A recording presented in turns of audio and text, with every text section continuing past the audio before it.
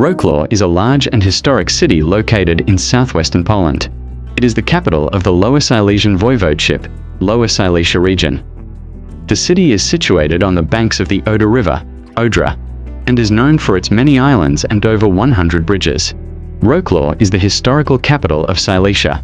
It has a complex history spanning over 1,000 years, having been part of the Kingdom of Poland, Bohemia, the Austrian Empire, Prussia, and Germany before becoming part of Poland again after World War II.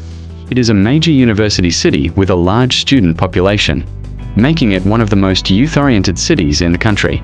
Key attractions: the city is famous for its numerous historical main market square, Rynek, Centennial Hall, Silesia, a UNESCO World Heritage Site, Ostratumski, Cathedral Island, the Wrocław's dwarfs, Krasnail, small bronze figures scattered all over the city that have become a major tourist symbol.